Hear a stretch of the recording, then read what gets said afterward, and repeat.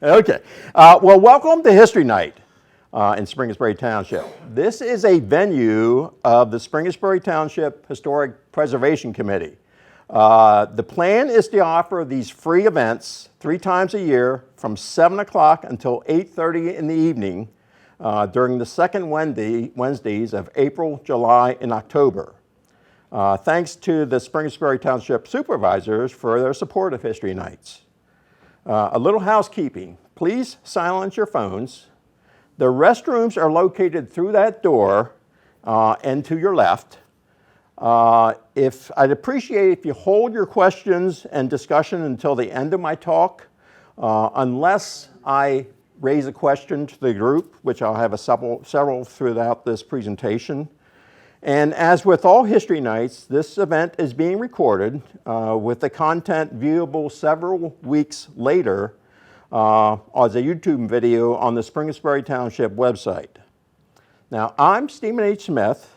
I will be presenting the program tonight in addition to presenting the program at the next History Night on Wednesday, October 12th in this room, when I'll explore the stations, stops, and stories of rails through Springettsbury.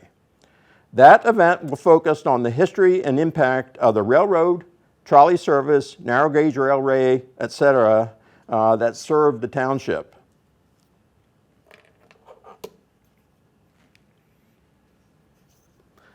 Now, early businesses in Springettsbury. Essentially, tonight, the focus will be on early businesses. That is, those businesses established in the township prior to 1940. However, I will make a connection to present businesses where appropriate. In future History Night events, I'll explore businesses in the township during other time periods. Now, the underlying photo in the title slide is this 1942 photo of the Newman sand plant, which was constructed in 1915. It was one of the earliest businesses in Springettsbury. It was located in our township near the Cadorus Creek, west of Pleasureville. However, sand was being quarried from the abundant disintegrating Chickees quartzite at that location since before Springettsbury Township was established in 1891. And sand continues to be quarried at that location today by Kinsley's Materials. Quarrying operations at that site are one of the longest running businesses in the township. Acknowledging some of the sources. Here's a list of the primary sources for this presentation. They will be noted throughout the talk also. Now, thanks to all organizations for access to their collections and to everyone submitting photographs. The topics tonight for about a 1 hour and 20-minute presentation are these. Topic 1, what about 1891? We'll briefly explore the establishment of Springettsbury Township, and we'll examine the types of businesses in existence during that year. 2, I'll look at the 7 water-powered grist mills which were still operating in the township when it was established. These were basically largely the gathering places within the township. Although at that time, the local community stores are also kind of shifting to those as being the gathering places. 3 is an overview of the early businesses within the 3 largest villages in the township. And 4, I'll close with a sampling of the variety of businesses which existed throughout the township prior to 1940. This map is used to show the shape of Springettsbury Township up until Spring Garden Township up till 1891. That 24.7 square mile township located adjacent to the east and south sides of York had been formed in 1821 from parts of Pelham and York Townships. Rumblings about dividing Spring Garden Township surfaced in the early 1880s, and by 1890 they turned into serious overtures. The northeast section of Spring Garden Township had repeatedly requested polling locations in their area. However, those requests fell on deaf ears from a governing body made up almost exclusively of representatives of that part of Spring Garden Township known as Fryestown. In fact, that was where the only polling location was in the whole township. So residents of the outlying areas to the northeast had practically no success in getting any of their people elected to the Spring Garden Township supervisors. There were claims of unequal taxation for roads and schools, and those became the primary issues in petitions for division made to the quarter sessions of York County in 1890. Future township residents were following the same process in which 21 new York County townships had previously been formed. The most recent new township being East Manchester Township, which formed only 4 years earlier by dividing the remainder of Manchester Township in 1887. Now, the courts approved the petition for division by people in the distant northeast area of Spring Garden Township. The proposed division line between the new township named Springettsbury and Spring Garden Township would be Mill Creek. A special election was ordered and held on Tuesday, February 17, 1891.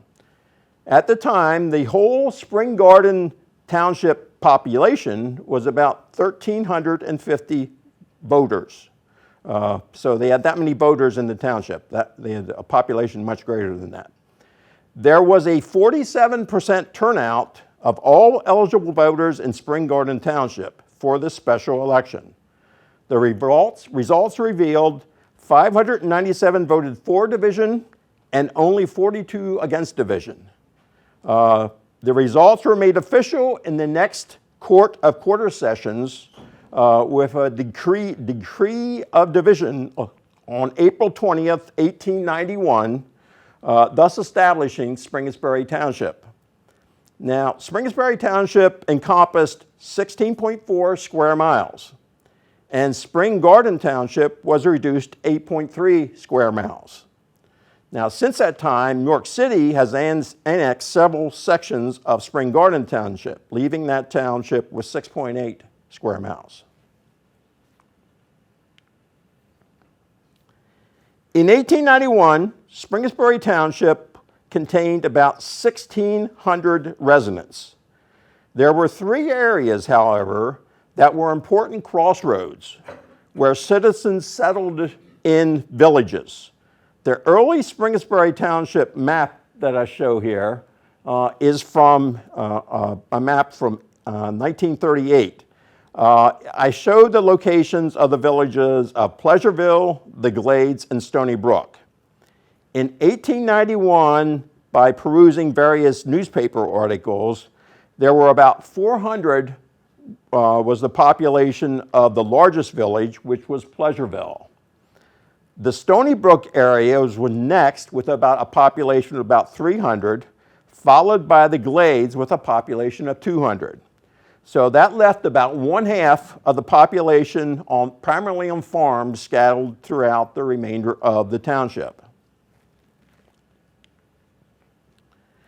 Now, to give you an idea of the types of businesses in Springettsbury Township, during the year it was established, we'll take a look at the largest village, where a full listing of businesses was discovered in newspapers. 17 thriving businesses operated in Pleasureville during 1891. These included 3 grocery stores, a butcher, 2 stores, and it included both shoemaking and candy making.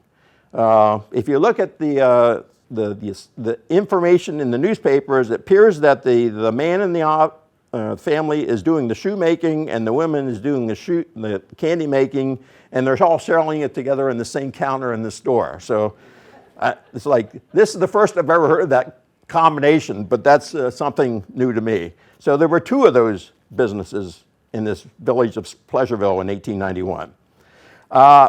The other ones, there were 7 cigar stores at this time, which is not unusual for York County at that time. So they had 7 cigar stores, and the other part was they had a medical office, a pretty famous doctor, they had a building contractor, a mason, and a blacksmith shop. Now, the names of those businesses, approximately in order of their location, from the south end of Pleasureville to the north end, you have John Shep, a cigar manufacturer. You have William Shep, who had a grocery and notion store. You have Dr. George Kahn, who had a medical office there. He was known for removing cancers without the use of a knife. And his policy was no cure, no pay. So if he didn't cure you, he didn't pay you. Or you didn't pay him. Now, Emmanuel Keller, grocery and dry goods, was then in his 35th year of business. That building still stands in Pleasureville, and I'll show you where that is later. Across the street, E.G. Keller and Sons, he had 2 sons in working with him, he had a cigar store just across the street from his grocery store. William Shep had a cigar store, manufacturer, and then there was Franklin Hovis, a butcher, Alex Shep, he was a cigar manufacturer, and then John Singer and his wife, he was the shoemaker and candy making store. Across the street from him was John Schultz, who had a shoemaker and candy making store. So he had competing shoemaking and candy making stores. You had George Shetter, cigar manufacturer, Andrew Shetter, who had a dry goods store in addition to a grocery store. Adam Zeke and Son was a cigar manufacturer. Pius Etline, a cigar manufacturer. John Sipe and Son, building contractor. Hoffman and Scroll, a mason contractor. And Amos Innerst, a blacksmith. So you had a lot of businesses in Pleasureville in 1891. Like I said, this is the biggest village in Springettsbury at that time. And one of those business owners, Emmanuel Keller, a grocery merchant and a cigar manufacturer, was the Pleasureville area representative to a group which drafted the petition for division out of Spring Garden Township. So essentially, I'll get to that after I show you this card, which kind of crafted how I put this talk together. Now, this 3x5 card, here it is, was shared by Luther Sowers years ago, adding additional details to the well-known meeting organized by John S. Heaston concerning the establishment of Springettsbury Township. Quoting those details, John S. Heaston invited H.J. Lox, Z.T. Spangler, W.A. Heaston, G.A. Horn, E.G. Keller, and W.C. Hively to a gathering at the Maples, where they discussed and drafted a petition for division of Spring Garden. Now, it says Heaston Family History, Springettsbury. Now, as far as this card goes, after I saw that in the collections, now Luther Sowers put this in the collections of the Springettsbury Township Historic Preservation Committee years ago when he was chairman of it. When I went through it and I saw it, so I questioned Luther about it if he had any more information. And he said it appears to be a bookmark that somebody found in a book, because he was in a meeting at one time and somebody came up and said, I found this, it says Springettsbury on it, so I'm giving it to you. He said, are there any cards that goes with it? And he said, no, it's just one card in the book. So that's how it came about. So I was kind of intrigued by it. I wanted to know more about it. So essentially, I wanted to know who these other individuals are. So in this talk, it turns out they're all businessmen in Springettsbury Township, scattered around the township. So the key individuals that I want to talk about is actually these plus a couple of others. And then I'll simply talk about the other stores kind of very briefly. So this, at the time of petition for division, was drafted in 1890. The locations of the 7 individuals on this card are identified on this road map of Springettsbury. First, I'll provide a little background about the individual calling a meeting. In 1890, 53-year-old John S. Heaston was a politically inclined fruit grower. He was the previous owner of the Heaston's Hotel, which was in the Heaston's family since his grandfather purchased it in 1814. That inn and tavern was known as 3 Mile House when Springettsbury Township was established, and by 1916 it was renamed the Old York Valley Inn, then situated where East Market Street entrance to Walmart now exists. Now, in 1890, John S. Heaston is living in the house which he named the Maples. There's a couple documents provided by people that write about East York that provided information where the Maples are. And the Maples was actually the house built by Heaston's grandfather in the 1820s. It's now part of Barley Autumn House East. So the very front part of Barley Autumn House East is where the Maples are. So if you had to pick one spot where the idea of establishing Springettsbury Township, that would be the spot, because that's where they have this meeting of these 7 individuals. So essentially, attending the gathering at the Maples from the northwest region is 53-year-old Emmanuel Keller, multiple business owner in Pleasureville. In the northern region is 42-year-old Zachariah Spangler, whose country store adjoins the Y at the Glades. Previously, he served as the first postmaster of the D-Trop post office. So the post office at the Glades was named D-Trop. I have no idea what D-Trop means, but it's like, that's how I named it. It's almost as bad as trying to explain why it's called the Glades. So in the eastern region is 45-year-old George Horn. He is the longtime Stony Brook blacksmith, although in 1888 he had built a small addition to a shop carrying a line of groceries and dry goods. The store part of the business extended into the coming years and was later owned and operated by his daughter, Mrs. Emma Hoke. The 3 other individuals are owners of the largest grist mills in the area at that time. So in the western region are 61-year-old Henry Lox and 49-year-old William Hively. In the eastern region is 49-year-old William Heaston, who is the owner of the Stony Brook Mill and a cousin of John S. Heaston. So we're into topic 2 now. In 1891, when Springettsbury was established, there were 7 water-powered grist mills still operating in the township. 1 along the Cadorus Creek, 4 along Mill Creek. Now you see why it got its name, 4 mills along Mill Creek. There are actually more downstream from Springettsbury Township. And there were 2 mills along Stony Run, tributaries of Crites Creek. I'll look at all the mills, however my focus will be on the mills associated with Henry Lox, William Hively, and William Heaston, the 3 men that attended this meeting. So, since 1849, the brothers Zachariah K. Lox and Henry J. Lox are the owners of Lox Mill. That location is indicated on this 1938 road map of the western region of Springettsbury Township. Now, the road names are the names that you'll recognize. I don't put the road names that were from that time period. They were much different. So throughout all these maps, I will be using present road names.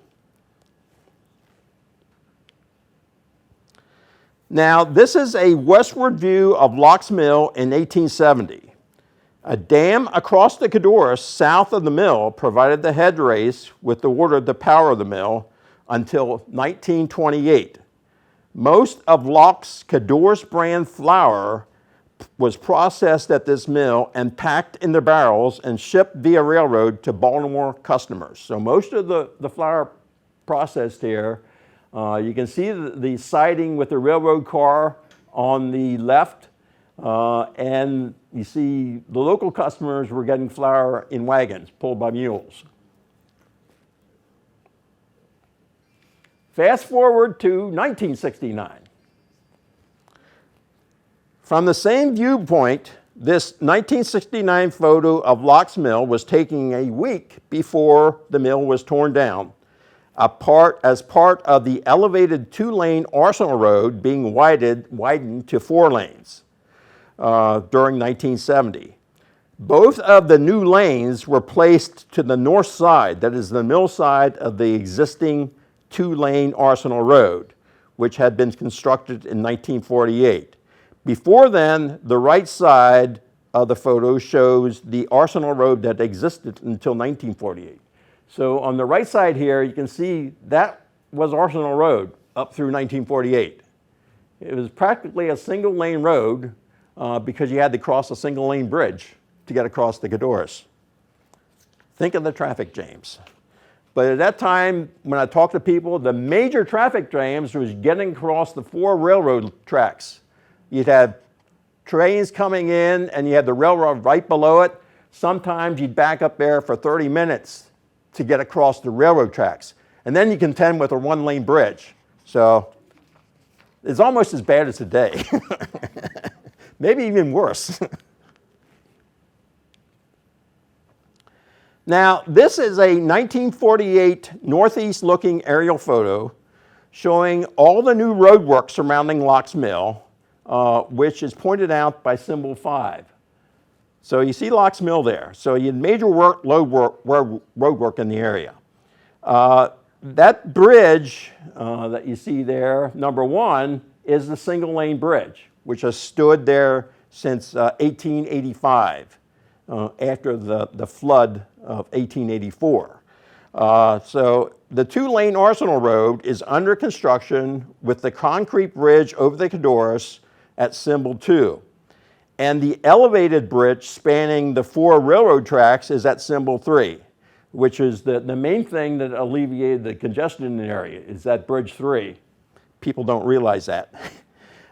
Symbol 4 is the Naval Ordnance Plant, later the initial location of Harley-Davidson in Springettsbury Township, and symbol 6 is the barn that became San Carlos in Manchester Township. Now, at the time of this photo, the mill was relegated to storage duty. There was no more milling going on there. The last milling in that mill was around 1939.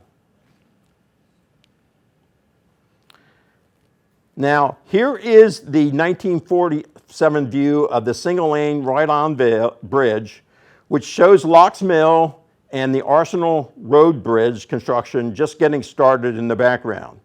The end foundation of the single-lane bridge was raised 15 feet when the Army Corps of Engineers added levees to the Cadorus Creek banks as part of the flood control project several decades earlier.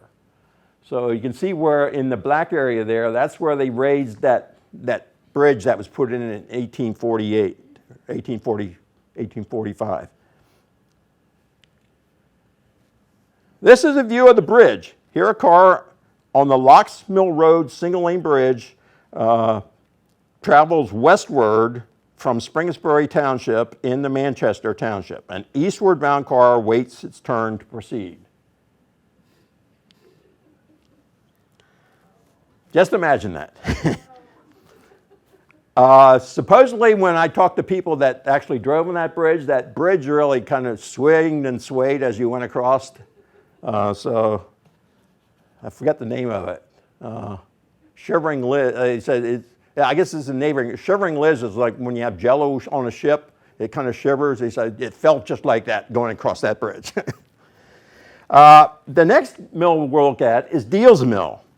Now, since 1890, the brothers William C. Hively and Enos C. Hively are the owners of Deals Mill, whose location is indicated on this 1938 road map of the western region of Springettsbury Township. Present road names are placed to better orient you. The dam across Mill Creek, east of the mill, provided the head race with water to power the mill until 1922. Thereafter, electric motors powered the mill until it ceased operation in 1945. John Adam Deal built the first mill at the site in 1740, so this is another early mill. Deal families or their in-laws owned the mill through the 1890 purchase by the Hively brothers. The north-south road running by the mill was originally known as Deals Mill Road, before being changed to Pleasureville Road and finally North Sherman Street. So those are some of the road names for that road. Now, this 1945 photo shows the Deals Mill structure as it appeared following upgrades by the Hively brothers. Immediately after their purchase of the mill in March of 1890, considerable improvements were made to the mill. Most notably was the addition of a full third floor as the frame structure, and they changed out the vintage stone mill wheels with modern roller mills. So they were one of the initial grist mills in the county to go to the modern roller mills rather than the millstones. The Hively brothers also constructed the Miller's House in 1890, seen a few feet to the right of the mill in this photo.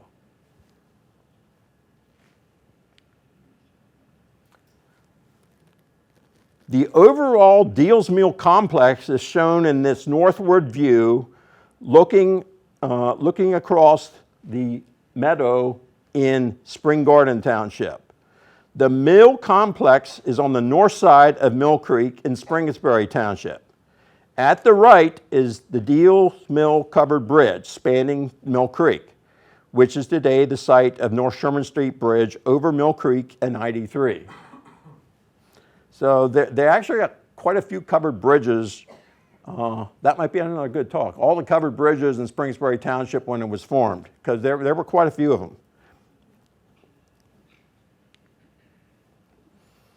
This is a neat photo that I discovered while researching this talk. That aerial photo allows pointing out structures on the Deals Mill site as of 1959. The Deal farmhouse was built by Jacob Deal in 1820. He operated the mill for 40 years. In 1890, the Hively brothers separated the farm property to the left from the mill property to the right, which was the reason they built the Miller's House next to the mill. In the 1920s to the mid-1930s, the farm property was the Spring Valley Peacock Farms of George Sowers, after which, from the mid-1930s until the mid-1950s, the surrounding 90-acre property operated as a dairy farm until George Sowers sold the majority of the land to the Realty Division of the Pennsylvania Railroad for development. So it was the Pennsylvania Railroad that sold it kind of piecemeal to develop that 90-acre property. The last structure on the mill site, the 1820 Deals farmhouse, was the one that was demolished in 2013. Here I've annotated them so you have a better idea. So you have the Deals farmhouse, that was demolished in 2013. PennDOT actually demolished the Miller's House in 2003 when they were getting ready to install the new bridge over I-83. So that's how you lost those last two buildings on the site. The mill site was actually lost when they put the original I-83 through. From, like I say, 523.59. The bridges are fine. The I-83 has not been paved yet. Now, I-83 opened several months later on October 28, 1959.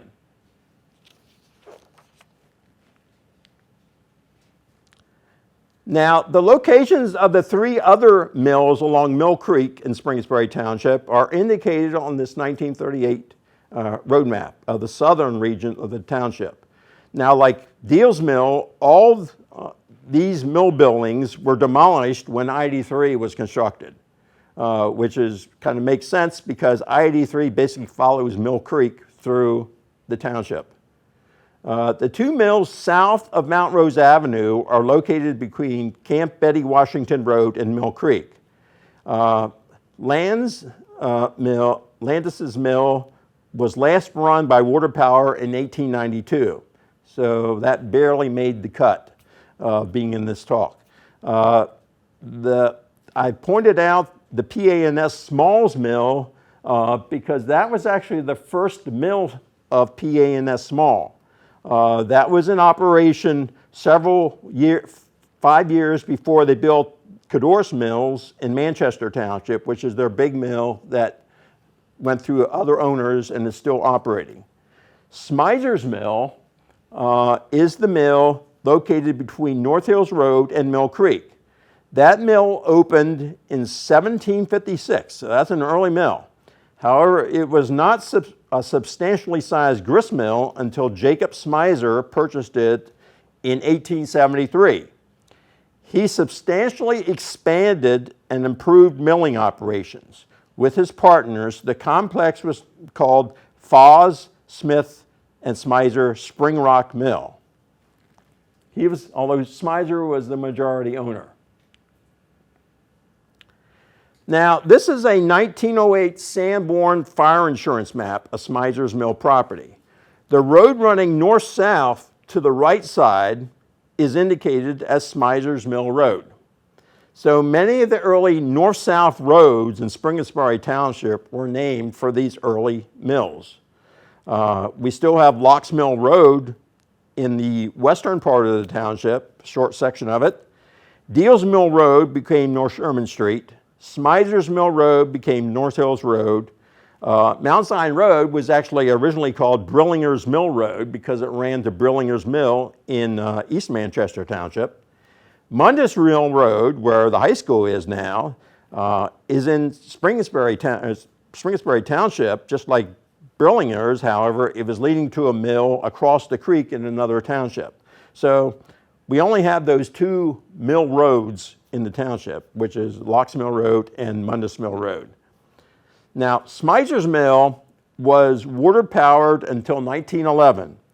A dam on Mill Creek south of East Market Street supplied the head race, which went under Market Street, then along the west side of Smizer's Mill Road to the 3 1/2 story brick grist mill. The construction of I-83 covered the site of the mill building. In terms of present businesses, it was located just west of the present Rudders on North Hills Road.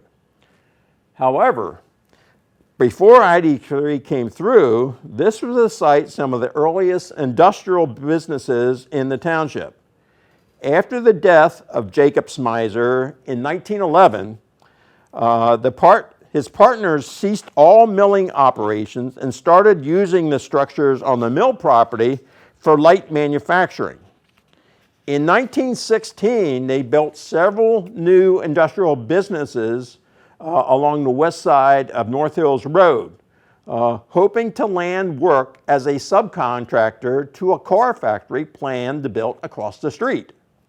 So here's that car factory. And we'll discover why it was never built. Kind of an interesting story. The 1917 catalog of the Bell Motor Car Company contained this illustration of the first of their factory buildings to be constructed at their new site. The buildings are one-story structures for better production flow. They claimed it to be the finest automobile factory in York, Pennsylvania. In 1916, the Bell Motor Car Company was in their second year of producing cars in a cramped, rented, multi-floor facility in York. And since they had already steady growth in their sales, they start a site to build their own factory.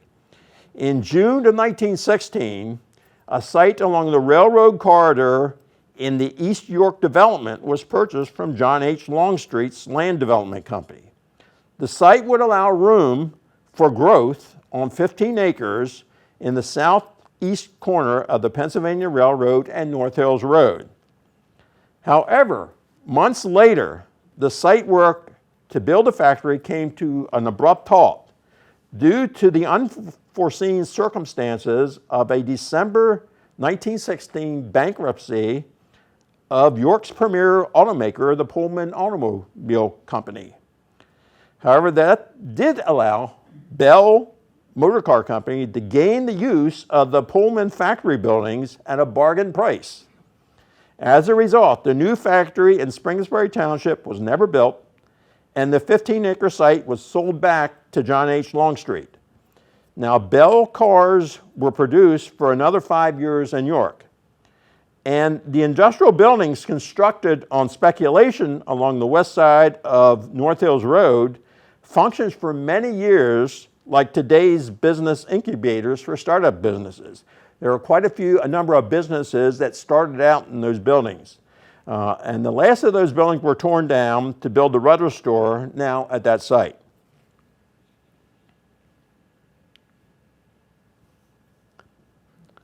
The locations of the two water-powered grist mills in the Stony Brook area are shown on the eastern section of this 1938 road map. Hauser's Mill is the much smaller mill, initially utilized to grind everything from flour to feed for generations of Hauser families that occupied the farm adjoining the mill. The farm and mill were located in the meadow where the north and south branches of Stony Run converged. The mill dam on the north branch of Stony Run was where the dam was located. So you basically have two branches of Stony Run converging at that mill site. The last generation to operate Hauser's Mill tried to operate it as a commercial concern. However, they were not successful. Per memories of milling ceasing about 1900 and no remains of Hauser's Mill existing after 1920. Hauser's Mill goes back to an 1804 water-powered, or Heaston's Mill is the other mill, which is much older. That goes back to an 1804 water-powered sawmill at this site that was built between Stone Ridge Road and the south branch of Stony Run. The waterways of the sawmill were repurposed when a substantial grist mill was built on the site in 1813. The mill dam was further south along the south branch of Stony Run. And that is basically the west boundary of the Camp Security Preservation Area right now. Water flowed from the dam to Heaston's Mill via a head race which hugged the ridge along the west side of Stone Ridge Road. Now, in 1891, William A. Heaston was the owner of Heaston's Mill. He had owned the mill since 1870. A long line of Heastons or their in-laws owned the mill since 1826. The mill was last run by water power about 1920, when the mill was owned by Sarah Heaston. Thereafter, and into the early 1940s, a gas engine powered the mill. This 1949 photo of Heaston's Mill was shot by Grant Bowden when he visited it.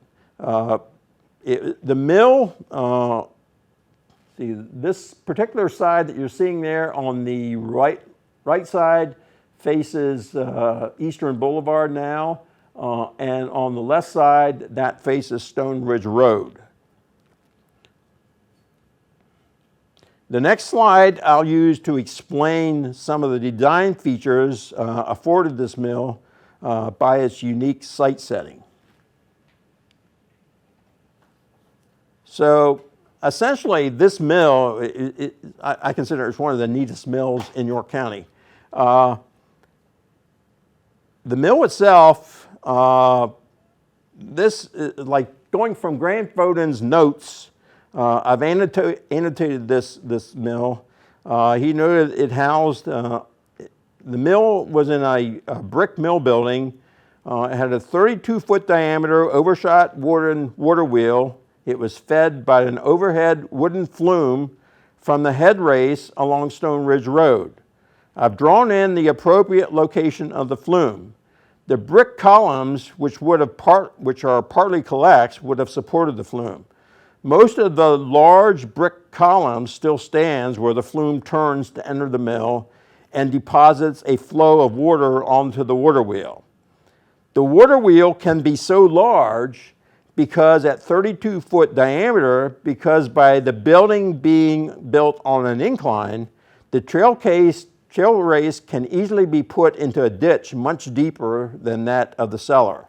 So that's why how they accomplish this. Now, the neat thing about this mill is that the water wheel is actually inside the building. That's another neat feature. So essentially, this view shows the 32-foot water wheel from the second floor level of the mill. The great shaft of the water wheel extends into the cellar of the mill. Now, after sitting idle, although protected inside the mill building for 46 years since it was last operated, the wooden water wheel was fairly well preserved when Cliff Shatherwaite created this pencil drawing in 1966. After the talk, you can come up and look at, here's the original pencil drawing. He gave this to me. So this is one of my neat collections from Cliff. He gave me 2 paintings, and this is my most treasured one. Well, the other one's pretty neat too. So come up and look at this after the talk, but we can talk a little bit about that. But essentially, looking at this, you're basically up in the second floor looking down on the wheel. The shaft of the wheel, which is at the bottom there, is actually in the basement. So you're looking through the first floor down into the basement. So you're looking basically 16 feet down to the shaft of the wheel. And what Cliff does, he sits there, creates these pencil drawings. He basically looks directly at the item, and he's drawing, not even looking at his paper to create the outline, and then he fills in the detail by really intricate detail, if you look at this. But then he will create a painting, because he actually had notes on there what the various colors are in very small letters. So he did that when he created this drawing. So this is an acrylic artwork depicting the dark cellar of Heaston's Mill. He painted this while sitting in the cellar under the first floor. At the left, it's the great shaft of the wooden water wheel sitting in the wheel pit. The wheel pit aligns with the 2-story vertical opening in the west wall of the brick mill building, thus lighting the water wheel in Cliff's artwork. Little of the gearing and line shafts remain from the time the mill operated, since they could be easily removed during World War II during the scrap drives. So everything that could be easily removed was removed during the scrap drives during World War II. Now, in 1971, Clara Buchart Horn purchased the mill property at public sale. All structures on the mill site were demolished in 1972 to build the Windermere townhouse apartment complex. Unfortunately, I was up at Penn State at that time. I might have been able to collect some items. But essentially, the reason I saw this mill, this painting was actually at a showing here in York at the Colonial Courthouse. And when I was looking at it, I looked at it and said, oh, Stony Brook wheel. And it's like Cliff's kind of turned around. He said, how do you know that? It said, I saw that exact painting like in 1966. And Cliff said, that's when I painted that. So at that time, our family had moved from the eastern regions or western regions of Springettsbury Township over into the eastern regions. And I was on my bike one day. I went down to there's a community store at Kleiner's store in Stony Brook. So I was down there just to get something, just because when we're up on Ridgewood Road, I dried out the hen store. So there were all these community stores around the township at that time. So I was down at Kleiner's, and two other guys there were there on their bikes, and they said, "You want to see a neat mill?" They said, "We deliver stuff to the lady that owns that mill. She'll let us in." So they took me up to the second or the first floor. We saw some sifting operations, which was kind of neat. And then they took me up to the second floor where the mill wheels were, and he said, "Wait till you see this next thing." It's like he took me over to this one, and I saw that. It's like, wow. You don't get the idea of this painting. It's like, that's a 32-foot diameter wooden water wheel. 32-foot diameter. Impressive. And like I said, the reason it was inside the building, and it was built right inside the building. It's like Cliff said he tried to find some people that would take it, but he had no takers. he said he cried the day that this was destroyed.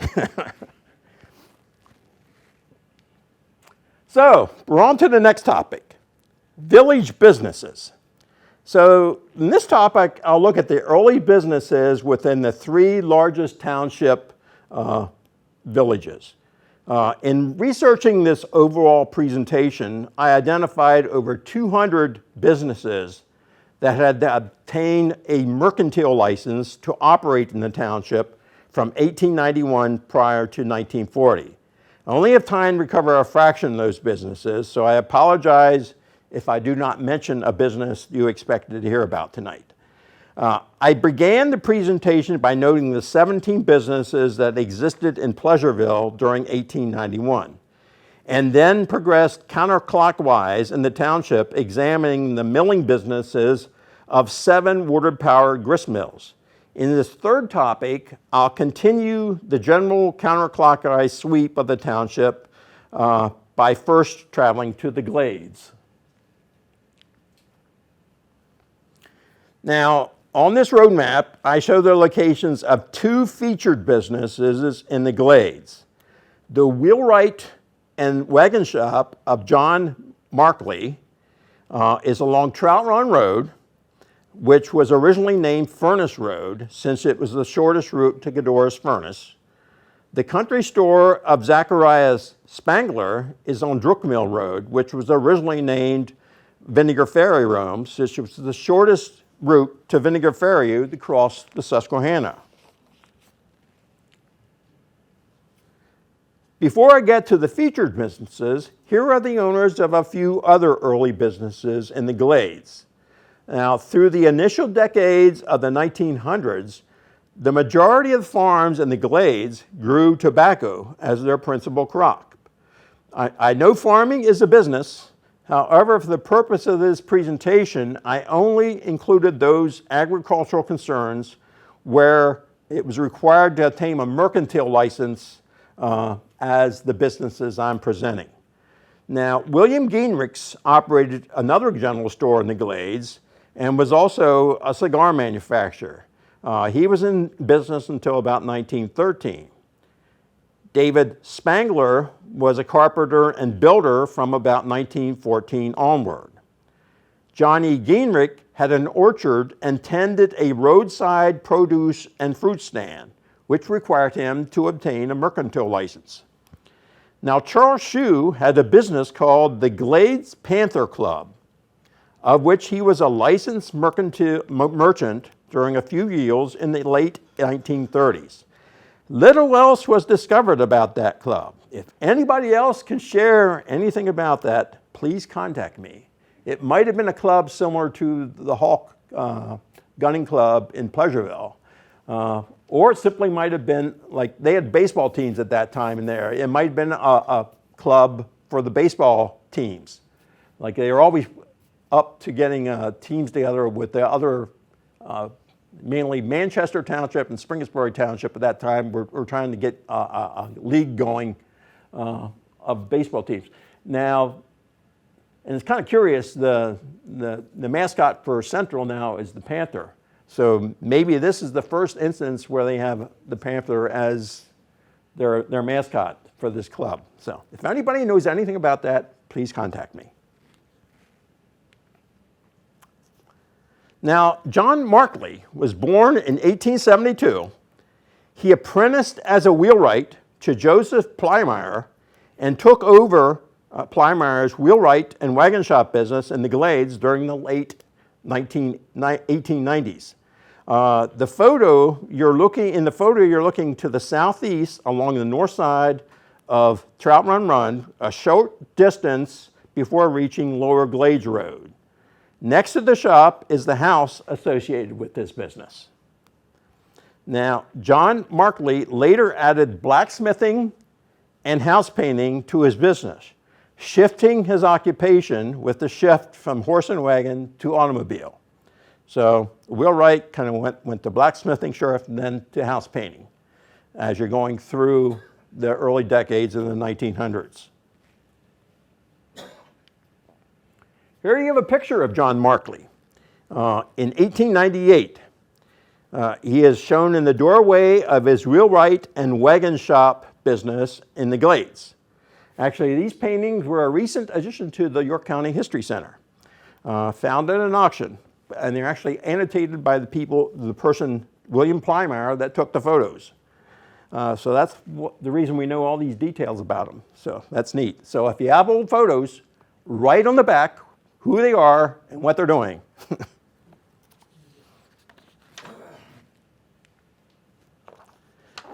Now, the next business, Zacharias Spangler, purchased the lot across from the Brook Valley Road from the Glades Schoolhouse in 1880. This is where he built a country store or soon thereafter. We don't exactly know when he built it, but it was very likely, I suspect it's probably 1881. This 1970s photos show both those structures nearly as when they were built a century earlier. In 1926, the store became the Geinrich's Grocery, and in 1962, it became Stein's Grocery, in operation through the 1970s. Zacharias was appointed the first postmaster of the Glades area in 1886. He chose the name for the post office, D-Trop. Anybody can tell me anything about D-Trop, I want to know. It probably stood for something to him, but he kept it a secret. Now, it's an unusual setting to have a school photo at a place other than the schoolhouse. This photo was taken in front of Zacharias Spangler's store, which actually was across the street from the schoolhouse. The slate indicates it's taken February 17th, 1905. It notes it's the Glades primary class, that is grades 1 through 4, and taught by Ruth E. Cook. So they're having a photo taken of them on the front porch of the store across the street. Now, it was probably taking, you noticed if you can see the ground, it looked like snow on the ground. So maybe this was the only place that everything was shoveled off that they had to go there for the photo. But you can also see an ad on the front, on the top, for Magic Yeast. It makes perfect bread. Northwestern Yeast Company. So essentially, this is unusual. Here's another Cliff Shatherway quick sketch. He had sketchbooks that he had loads of these in, and this is one that he shared with the owner of this store. Essentially, the neat thing about this store is when the women is in there, the mothers are in there shopping for groceries, they had a swing in the tree in the front yard that the kids can play in, so it's like daycare for their kids as they're shopping in a country store. Now, a question arose about the gas pump on the right. Some people say it was a gasoline pump, some it's a kerosene pump. Does anybody know for sure that it's here? I actually tried to get zoom in on this photo, and behind the telephone pole you can see it. They're selling Green's ice cream. There's a 7-Up machine in the front and a Coca-Cola machine on the porch, because they're getting a lot of they got a lot of traffic when the school was there, and they even got more traffic when the auctions are there.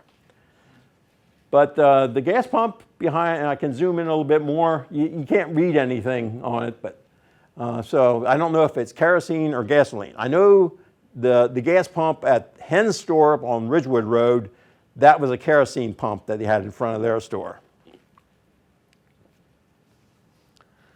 Now, the type of items that they had in the store in the 1970s, let's see, this one, yeah, this is a 1970s photo of the items that they had in the store. And there were items that you kind of quickly need, so it was like convenient items, because all the chain stores were there at that time. So essentially, these are the items that they stocked. They are items that people would come in, they didn't want to run to the grocery store, they can stop in and get these items. Like I said, this store was in existence until the 1970s. There's what the counter looked like. A lot of the stores, the shelves are bare because they only carried the stuff that people would consistently get, so they didn't stock anything else. So and the counters, they said that might go back to Zachariah Spangler's days. And here's the person that donated these to our Historic Preservation Committee. Let's see, Teresa Stein, she gifted some of these photos, some other items associated with that store.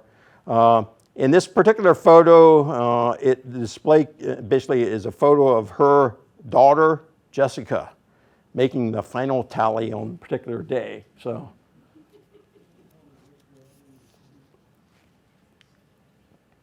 and there's a picture of it, what it looks like now. So basically, the large tree in the front is gone, and this particular side is where the people would usually pull in with their horse and buggy or cars to gather stuff in the store. And like most of these stores, they had like additions to the back where like the warehouses for the stores. So this is like a very typical country store. Now the next place we'll look at is Pleasureville.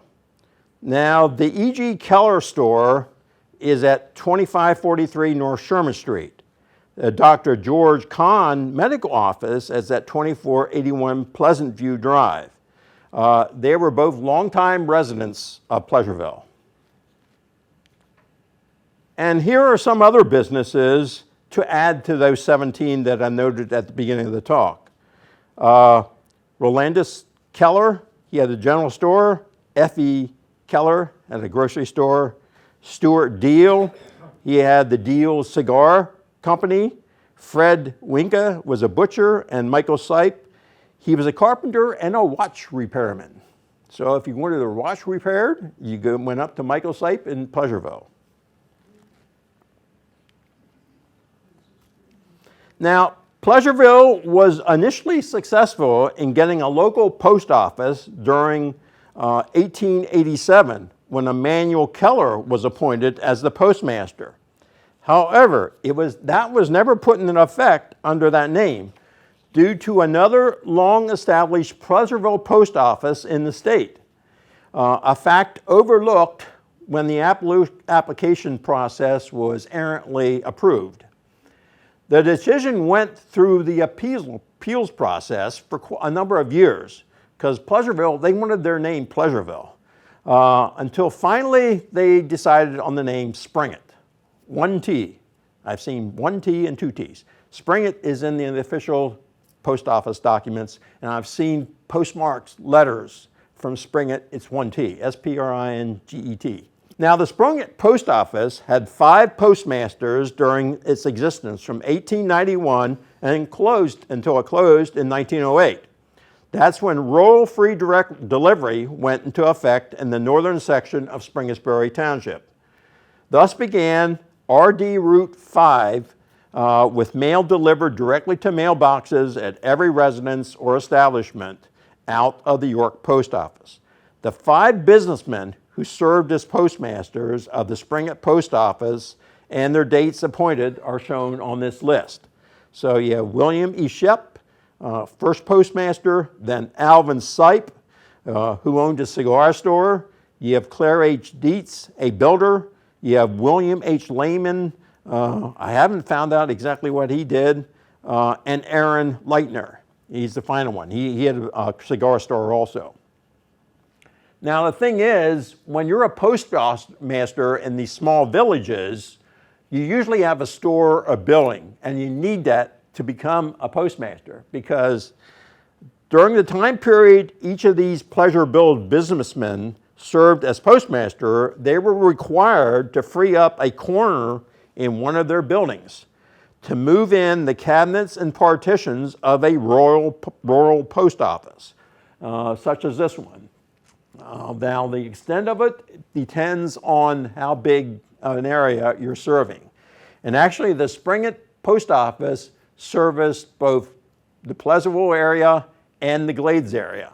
So during that time period, you actually had a Springett Post Office for the Glades, which is a little confusing when you're trying to look up mercantile licenses because basically they all mesh together. So you have to go to Ancestry, usually census records, to determine which is correct, or newspapers.com.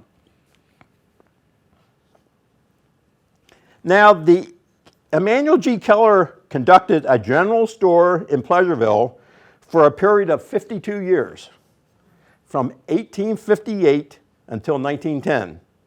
The store was situated in the building shown in this photo. Again, you had the store up front, but you had a lot of connecting outbuildings to the back. Emanuel's stores flourished, and he also established the cigar factory across the street. At the time of Emanuel Keller's death, his estate file shows him owning many properties in Pleasureville. I think it was 10 properties, plus 134 acres of surrounding farms. So he was also a landlord to probably 9 families. His son, Willandus Keller, operated the store from 1910 until 1932. And Willandus actually died at the front counter of the store. And after he died there, F.E. Keller operated the grocery store for another 30 years. So you have over 100 years, you have 3 individuals in the Keller family, a father, a son, and a granddaughter operating the store. And if you talk to people in Pleasureville, many of them have kind of nice stories to tell about when Effie owned the store. So she was a very popular store owner. Now, this is what the store looks like today as a private residence at 2543 North Sherman Street.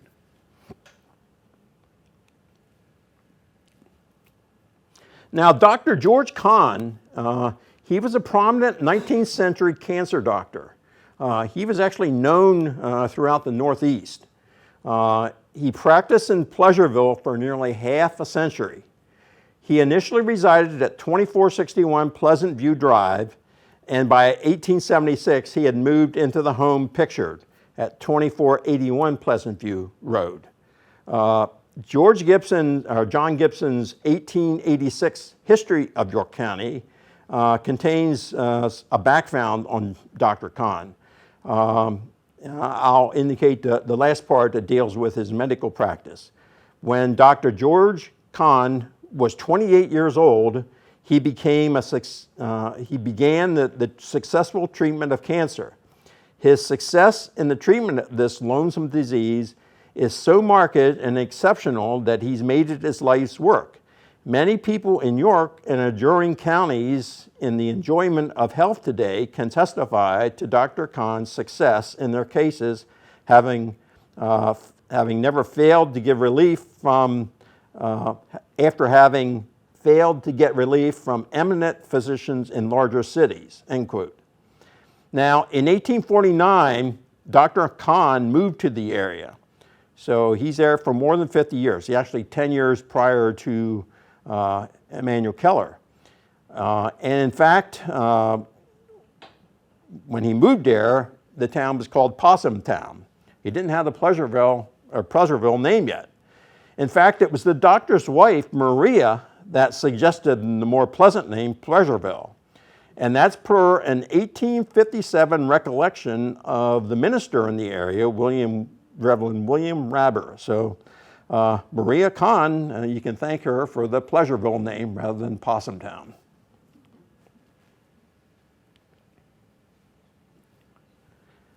Now, in this Stony Brook section of the 1876 Atlas, I used to locate George Horn's businesses in Stony Brook. He completes my look at the 7 businessmen involved in the meeting that set the ball rolling in establishing Springettsbury Township. George Horn was born in 1845. He was apprenticed to a blacksmith in the York Township area, and he moved to Stony Brook about 1865. So after the war, he moved there. He is listed as a blacksmith, owning a blacksmith business in Stony Brook in 1870. And in terms of Pleasant Road names, his businesses are in buildings on the southwest corner of East Market Street and Locust Grove Roads. Per deed research, his house appears to be right on the corner, and the businesses are strung out along Locust Grove Road. In 1888, he built a small addition to his shop, carrying a line of groceries and dry goods. So essentially, when Springettsbury Township was established, he is a blacksmith, also involved in the grocery store and dry goods business. The store part of the business expanded in the coming years and was later owned and operated by his daughter, Mrs. Emma Hoke. Her son, Elmer Horn, opened a meat market in Springettsbury Township. Now, George was the postmaster of the local post office in Stony Brook from 1880 until 1914. So he was the postmaster for 34 years. Now, during that time, the name of the post office changed from Turnpike to Stony Brook in 1882. After the local post office closed in 1914, rural free delivery was instituted in the southeast region of the township. Initially, it was RD Route 3 for about 3 years, and then they switched to RD Route 7. So you have to understand these things when you're looking up in directories where people are located. The location of the other businesses I featured in the Stony Brook is indicated, or the other feature business is up there at the top, where I say Future Garage. That in April 1921, the Stony Brook Garage was opened by the Strickler brothers, Paul and Stuart, along the Lincoln Highway in York County. Now, essentially at that time, Paul was 24 years old and Stuart was 17 years old. The Stony Brook Garage was also unofficially known as Strickler Brothers Garage, and then Strickler's Garage, especially later when Stuart Strickler became the primary owner. Through the 1920s and 1930s, the garage was the agent for various makes of automobiles, which included the Buick, Dodge, Willys, Overland, Oldsmobile, DeSoto, Plymouth, and finally they settled on Pontiac. So that was known as the Pontiac Garage in the area. The Stony Brook Garage was an early Lincoln Highway business that is known for operating almost the longest with the original owner. Stuart Strickler operated it for 53 continuous years, from when it opened until December of 1974. Other businesses in Stony Brook are of a different variety than Pleasureville or the Glades, probably because the greater flow of traffic along the Lincoln Highway. Now you have Mrs. Emma Hoke, the general store, Elmer C. Hoke, the meat market, you have Frank Derone, the builder. Those are consistent, but then you have a restaurant. That's one of the earliest restaurants I've seen listed as a restaurant. You have Abraham Ramsey having a restaurant. You have Arl Hoke, Willowbrook Dairy, which is at the south end of Stony Brook. And you have an antique shop, which is in the early 1900s. And that's the earliest antique shop I've seen in Springettsbury. But again, all in this area. Now, Elmer C. Horn established his meat market in Stony Brook in 1913. His father, George A. Horn, passed away in 1918 at 73. Now, it appears an older gentleman is sitting in the delivery wagon. So I wonder if that is Elmer's father, George. So that's probably the best picture. If it is, that's the best picture we have of George. So it's kind of a neat photo opportunity.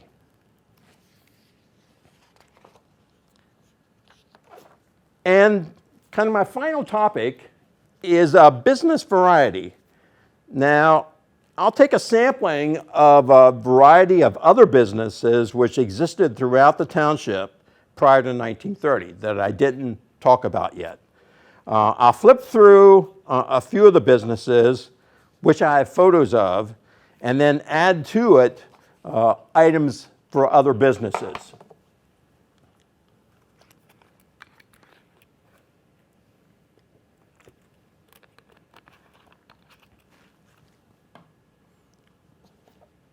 The first item, now after the results of the February 17, 1891 special election revealed 597 voted for division of Spring Garden Township and only 42 voted against, this long-standing inn, then known as 3 Mile House and previously Heaston's Hotel, was probably the main spot for celebrating the new township Springettsbury. The photo is from later, after a name change to Ye Olde York Valley Inn. That name change occurred in the early 1920s.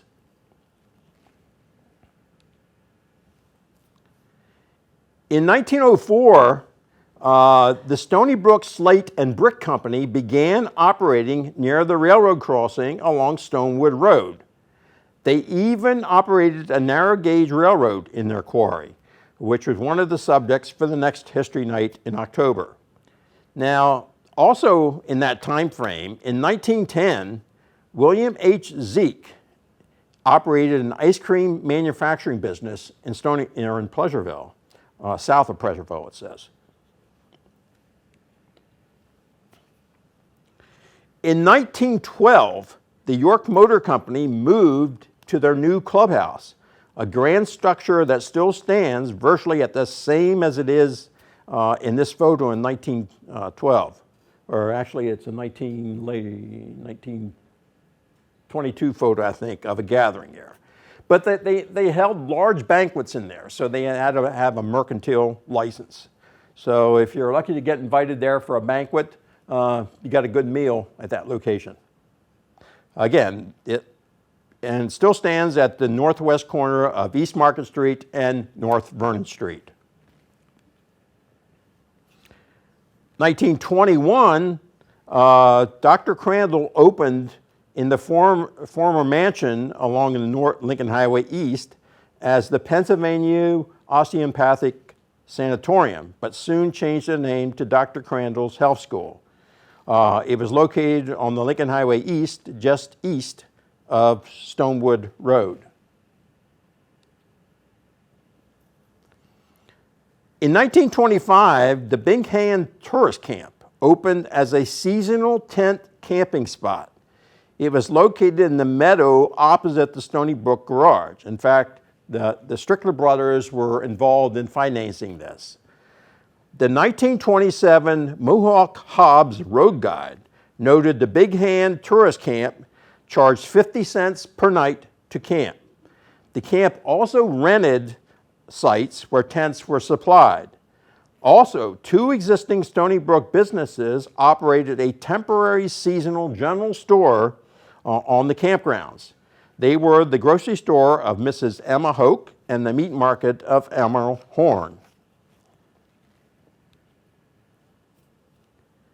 In 1926, pilot Carl Ort had an aviation business which leased the use of the Stony Brook Army Airfield, a landing field that opened in 1925.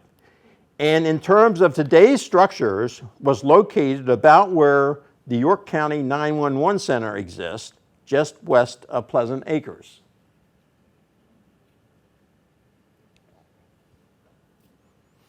In 1928, a half-mile track opened as the centerpiece of Haynes Park. In terms of today's roads, it was located about where Northern Way and Eastern Boulevard intersect. Besides the weekly horse races, other events were held at Haynes Park. It was noted as the first track in Pennsylvania to hold night races under electric floodlights.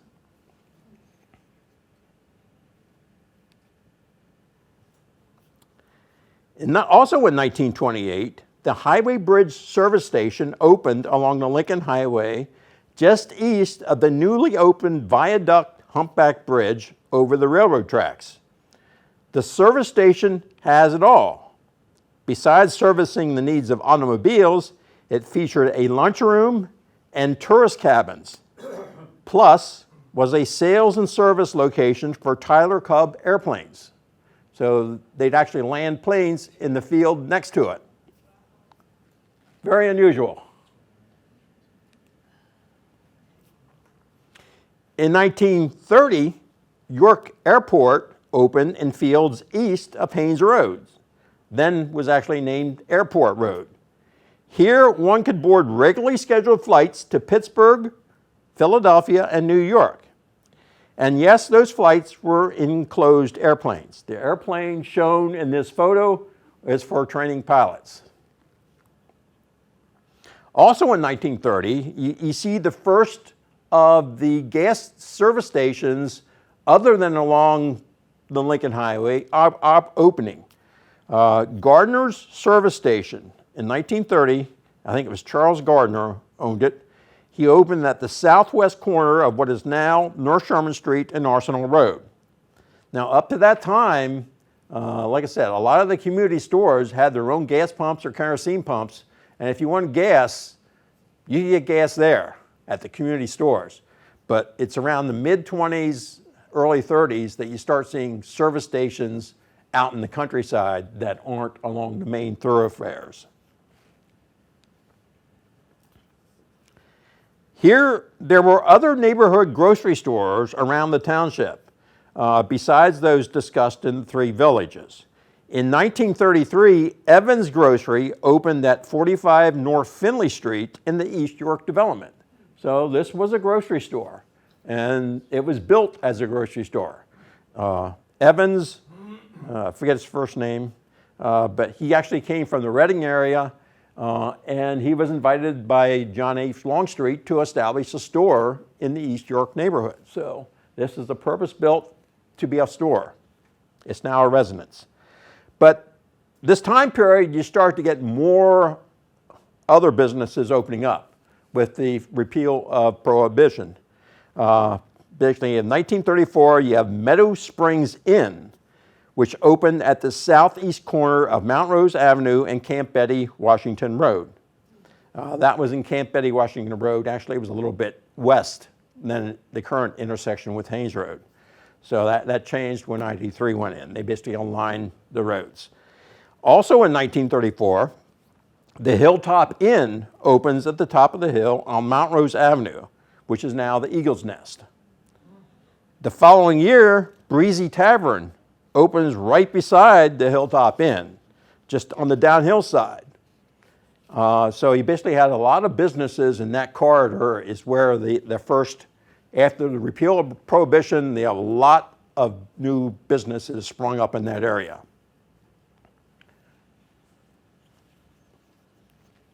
The next one is kind of a neat find.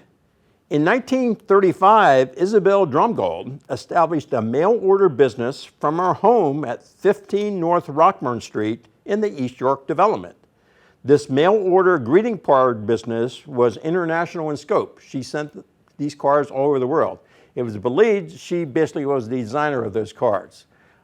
She actually had card stores in York, but because she is listed on the mercantile licenses for Springettsbury Township, and she's also listed in the city, I basically had somebody that was a neighbor and collected the stamps that she got from all over the world. So he was a stamp collector and his stamps came from her.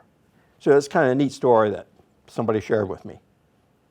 But also at that time, in 1935, you have Yorkshire Service Station opens on the southeast corner of Market Street and Mills Street, which is the present location of Rito's. So if you go there for Rito's Italian Ice, that's in that store that was opened in 1935. Now it's interesting, when I looked up the grand opening information, the ice cream that they featured at their grand opening was Ritz's homemade ice cream. It wasn't Rita's, it was Ritz's. So that's kind of neat. The owner of that service station was Arthur White. Also operated other businesses in the township. He basically had the house where the paddock is now located. He operated basically a rooming house out of that, and he also operated the trailer park beside that. In 1935, you have the Silver Inn opening on Eberts Lane.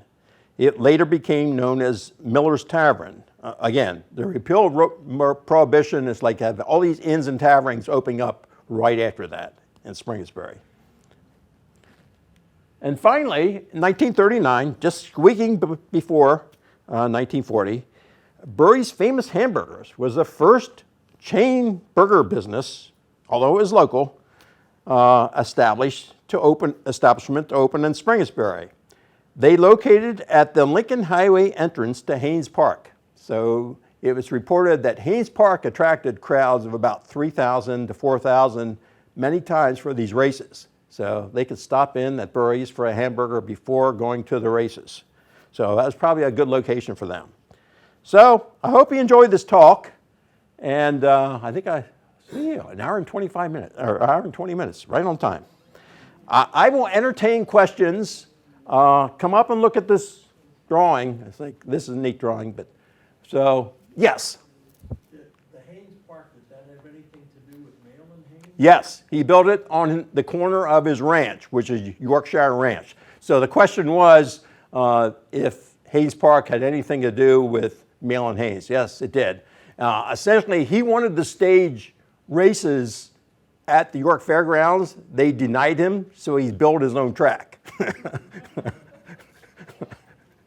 Yes? And where was that? It was pretty much at the intersection where Northern Way and Eastern Boulevard is.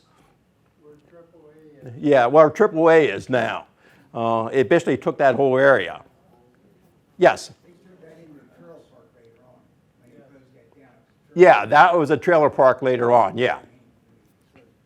Yes? Wasn't there another racetrack in back of the paddock? Yes, there was a racetrack there. It was basically a trick rider from, a well-established jumper from, I think she was the champion of Norway. And she came in and she rode at an event at Hayden's Track. And she was looking for a place to basically settle in the States. She met an individual there and she had later married him. He was basically one of the developers of one of the stores at the York County Shopping Center. And so that's why she set up basically a teaching operation there. It was an equestrian style riding. She was an international famous rider. And she rode with, I guess, the circus, Ringling Brothers, Barnum and Bailey Circus for 2 seasons before settling in this area. Yeah? Was the paddock restaurant, could it have anything to do with that? No, the paddock, they started in like 1948. So the paddock now started in 1948. She actually, I guess she was probably eating there. I think she moved in there like early 1950s, 52, 53. So the paddock was in business at that time. Maybe the paddock, attracted her to that area. Possible. Yeah. Who built the mansion where Crandall's Health School went in? Dr. Kopp, who had the baby formula that would basically wasn't very good for children. And the guy that built where the York Motor Club moved in, that was actually a coal baron that was going to retire to York, but from West Virginia. So he built that to move into, but he was offered a position in, I think, West Virginia superintendent of mines or something like that. So he moved out, which allowed the motor club to move in. Any other questions? If not, hope you enjoyed it. Come back in October. Thank you.